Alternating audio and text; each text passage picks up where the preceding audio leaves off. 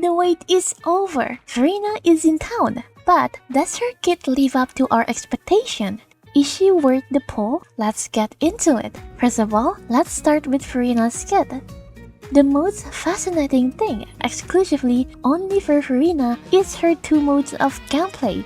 You're able to switch between Furina's Neuma and Osea, with each having different skills. Next, let's talk about Furina's Salon Solitaire skill.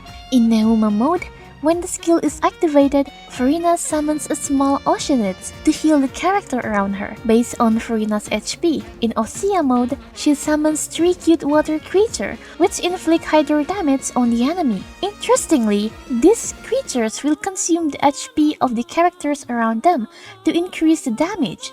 The more characters' HP decrease, the more extra damage the creature gives. The resulting damage has HP % scaling. Furina's skill lasts for 30 seconds with 20 seconds cooldown. That's right, it has 100% uptime, which means you can continuously use her skill without having to worry about the cooldown. Then, the ultimate, let the people rejoice. It inflicts AoE hydro damage to the enemy, and Furina will enter the universal revelry state. During this state, Furina gets fanfare point for every character whose HP increase or decrease. The more fanfare points she has, the more healing from Neuma skill and the more damage from Osea. Furina's ultimate lasts for 18 seconds and has 15 seconds cooldown and comes with 60 energy cost. Affordable, right? Next, Furina's passive talents. The first one, Endless Walls. When the character receives continuous healing not from Furina, she'll heal the character around her twice for every 2 seconds.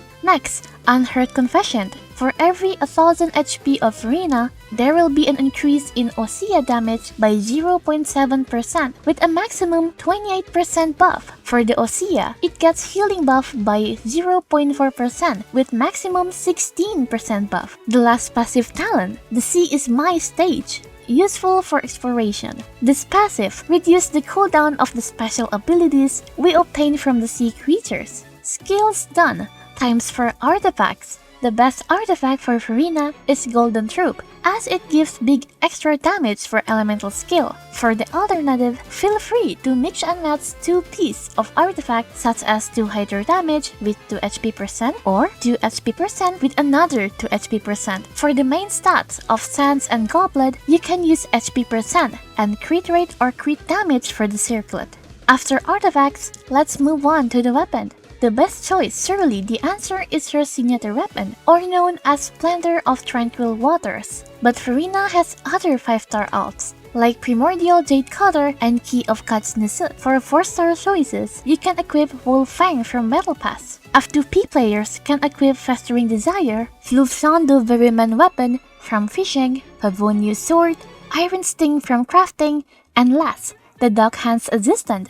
Now we know the way to build Furina, but we need team comp to complete it. Firstly, Neuvina, an alias for Nuvilat and Furina. Just like the name, you'll have Furina and Nuvilat in this team. For the other 2 characters, you can have Kazuha and healers such as Baiju or Jin. Next, Furina 3s. Put Furina, Risley, Kazuha, and Charlotte, Kea, or Diona in a team. For the freeze team to go effectively, make sure to use Risley as your main DPS, since his skill is able to replenish and reduce his own HP, which helps Furina to maximize Vanguard points. Third, Firefighter Furina. In this team, you'll have Furina along with 3 pyro characters such as Lini, Xiangling, Ortoma, and Bennett. Similar to the previous team, this one maximizes HP drain for Furina's higher Vanguard points. The difference is Lini acts as the main pyro DPS. Furina is useful in Hyper Bloom team, consisting of Furina, Alhaitham or Nahida, Shincho, and Cookie or Raiden. Furina acts as a buffer here, but you need another Hydro applier like Shincho, since it's not stable enough to trigger Bloom with Furina alone. Then, I'm sure you'll be surprised by the last team comp, as this team is Xiao Furina team comp. You heard me right. Use Furina, Xiao, Varuzan, and Jin or Baiju in this team. Xiao acts as the DPS to maximize Furina's Vanguard points. Those are all about Furina's kit. We can conclude Furina is a F2P friendly character from her build and weapon, but it will be challenging to maximize your skill potential and ultimate if you don't have HP drain character. Overall, Furina is a wonderful buffer and sub DPS. She is a great character for exploration, as she reduces sea creatures' ability cooldown, plus you can solve Neuma Osea puzzles without having to switch between characters. Then, you can walk on the water with her skill. What do you think? Will you pull for your beloved Furina?